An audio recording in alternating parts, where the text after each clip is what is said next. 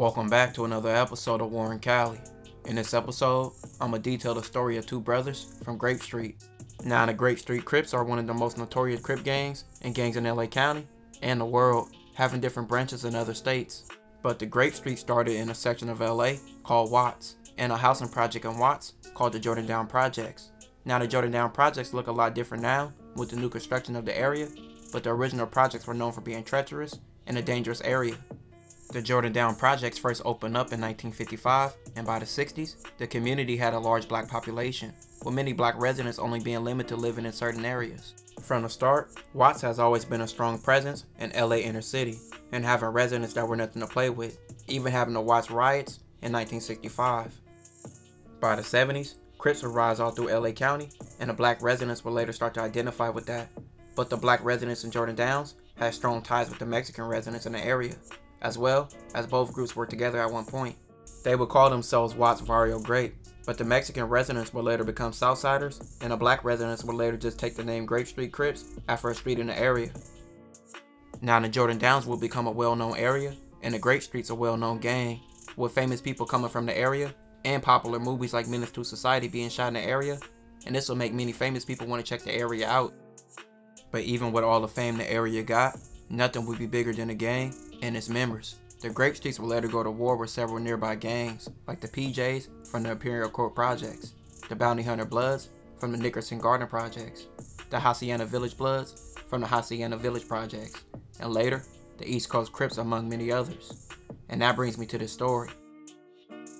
Brandon Bullard, also known as BL, was a well-respected and loved member of the Grape Street Crips. He was regarded as a trophy in his hood.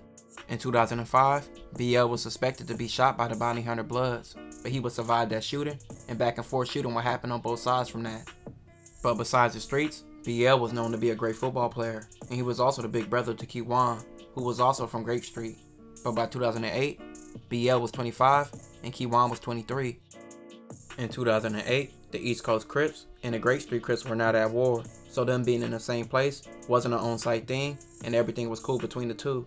So when both gangs were at a party on the morning of January 27, 2008, it would be cool until eventually an altercation would happen over a woman. This will lead to a shootout and the East Coast Crips doing the shooting. This will lead to BL and another Grape Street Crip named Tank losing her life that night. Off losing a big name like BL, the Grape Streets wanted to get revenge immediately, so they would go slide for BL on the East Coast Crips. The East Coast Crips would want revenge after the Grape Street shot at them, so they would go to the Jordan Downs. Two members of the East Coast Crips would be driving an Impala and be circling the block. They spotted two men sitting on the porch named Mario and Rashad. A man then jumped off the car and fired 17 shots at them. Mario would be shot multiple times, including the head, arm, and knee. Rashad would be shot in the hand, but he would survive.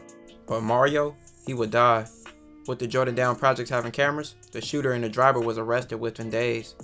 Just off BL dying, within a month, it was 26 shootings and 9 people dead.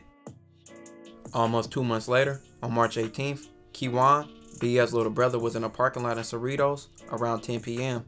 Deputies patrolling the area heard gunshots and responded to the lot. Upon arrival, police found Kiwan on the ground with gunshot wounds. He was taken to the hospital, where he was pronounced dead the next day. In 7 weeks, both brothers would die to gun violence. Something so small like an argument at a party can cause a full-fledged war. And 15 years later, the war between the Grape Streets and the East Coast Crips still goes on. This will conclude this episode. If you haven't already, make sure you check out my previous episodes. Don't forget to like, comment, and subscribe.